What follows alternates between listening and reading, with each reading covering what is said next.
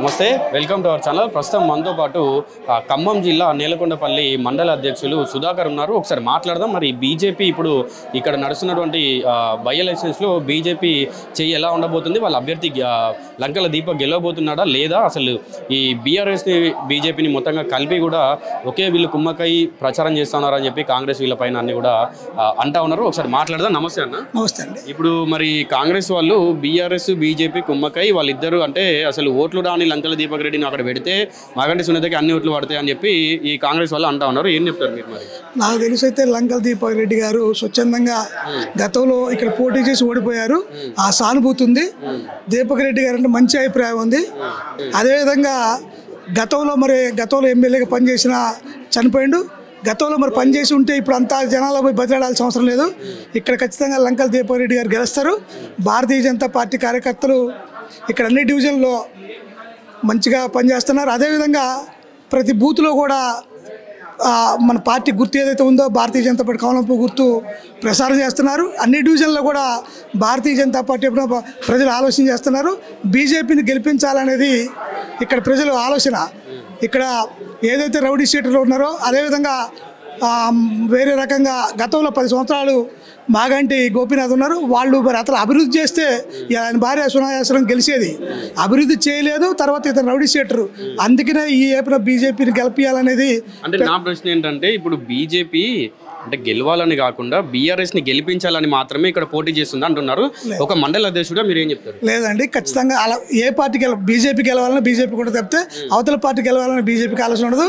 ఇక్కడ గతంలో ఏదైతే పోటీ చేసి ఓడిపోయారో ఆ సానుభూతి ఉంటుంది తప్పితే ఇంకోటి ఆ అవతల పార్టీ గెలవాలని ఎప్పుడు బీజేపీ గెలవాలని ఆలోచన బీజేపీ కూడా తప్పితే వాళ్ళు గెలవాలి వీళ్ళు గెలవాలని దాని మీద ఇక్కడ ఎలాంటి ఆలోచన లేదు. కొంతమంది కావాలని బీజేపీ ఆ రకంగా ప్రసారం చేస్తున్నారు. గెలవడానికి అవకాశం ఉన్న పెద్ద ఎత్తున ప్రజల చర్చ ఉంది కాబట్టి ఇది ఒక రకంగా డైవర్ట్ పాలిసీగా ఈ ప్రయత్నం చేస్తారు తప్పితే ఏ పార్టీకి బీజేపీ కొమ్ముగాయదు. కాంగ్రెస్ పార్టీ టీఆర్ఎస్ పార్టీ ఒకటే. బీజేపీకి ఇక్కడ స్థానం గెలిస్తే ఇబ్బంది అనే ఆలోచన ఈ రకమైన ప్రసారం తప్పితే ఇంకోటి లేదు. ఇప్పుడు కాంగ్రెస్ తరఫున నవీన్ యాదవ్ అభ్యర్థిగా ఉన్నారు. అతని గురించి ఏం చెప్తారు? నవీన్ యాదవ్ అనే వ్యక్తి ఇక్కడ వాళ్ళ శ్రీశైలం గారు వాళ్ళ అబ్బాయి ఇక్కడ రౌడీ షీటర్గా వారు ఏదున్నా గూండాయిగా పనిచేసే పద్ధతి ఉంది. బీజేపీ అనేది సానుకూలంగా ప్రజల సమస్యలకు బెదిరించి ఓట్లు వేసుకున్న ఆలోచన ఇలా కాంగ్రెస్ చేస్తుంది.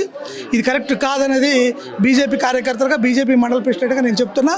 ప్రజలు భారతీయ జనతా పార్టీ వైపు చూస్తున్నారు. బీజేపీని గెలిపించాలని ఆలోచనలు ఉన్నారు. మా కార్యకర్తలు కూడా అన్ని బూతుల్లో ప్రసారమే కాకుండా ఇంటింటి డోర్ టు డోర్ ప్రసారం చేస్తున్నారు.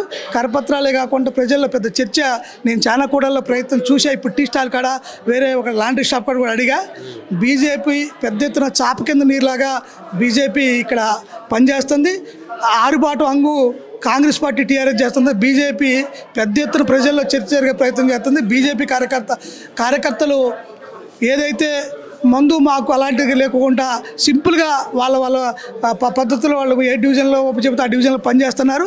కార్యకర్తల కృషితో బీజేపీ గెలిచే అవకాశం ఉంది. తెలంగాణ రాష్ట్ర అభివృద్ధిలో గత 10 ఏళ్లలో అవ్వచ్చు, ఇప్పుడు అవ్వచ్చు, తెలంగాణ రాష్ట్ర అభివృద్ధిలో బీజేపీ ఎట్లాంటి రకంగా కూడా సహాయపడలేదు, ఎట్లాంటి నిధులు కూడా తీసుకురాలేదని చెప్పి అటు బీఆర్ఎస్ అవ్వచ్చు ఇటు కాంగ్రెస్ అవ్వచ్చు 2 పార్టీలు కూడా ఈ పైన అంటా ఉన్నారు. ఏం చెప్తారు మీరు?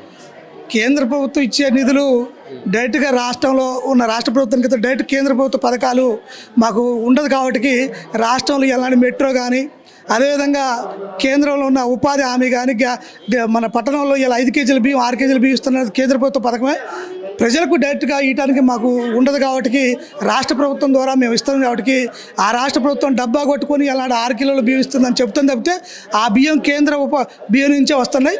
అదేవిధంగా కేంద్రం ఏదైతే సంక్షేమ పథకాలను డైరెక్ట్గా చాలా వరకు పట్టణ ప్రాంతాల్లో ఇలాంటి హైదరాబాద్ మెట్రో నగరం కాకుండా హైదరాబాద్లో అనేక రకాలైన ఫ్లైఓవర్లు కట్టడానికి బీజేపీ నిధులే వస్తున్నాయి. అది సో మొత్తంగా చూశారు కదా. ఏంటంటే ఇక్కడ ఈ డివిజన్లో జూబ్లీహిల్స్ ఏదైతే ఉందో ఇక్కడ నియోజకవర్గంలో ఖచ్చితంగా కూడా బీజేపీ అభ్యర్థి లంకల దీపక్ గెలిచే అవకాశం కూడా మొత్తంగా ఇక్కడ మాకే ఉంది. మేము బయట అడిగి ప్రచారంలో అడిగినప్పుడు కూడా చాలామంది జనాలు బీజేపీ పార్టీకే ఓటేస్తామని చెప్తా ఉన్నారు. అలాగే ఈ ఎవరైతే అంటే ఈ బీజేపీ పార్టీ తెలంగాణ రాష్ట్ర అభివృద్ధిలో ఎట్లాంటి నిధులు కానీ నియామకాలు కానీ చేపట్టలేదని అంటే మేము డైరెక్ట్గా ప్రజలకు ఎట్లాంటి లబ్ధికరం మేము చేయలేం కాబట్టి వివిధ రకాలుగా కూడా బీజేపీ పార్టీ వాళ్ళకు సహాయం చేస్తూ తెలంగాణ రాష్ట్రానికి నిధులు కేటాయిస్తూ ముందుకు వెళ్తుంది మా బీజేపీ పార్టీ. ఖచ్చితంగా కూడా ఇక్కడ లంకల దీపక్ రెడ్డి గెలిచే అవకాశమే ఉందని చెప్పి కూడా మనకు నేలకొండ మండలం అధ్యక్షుడు సుధాకర్ రెడ్డి చెప్పడం మనం చూసుకోవచ్చు.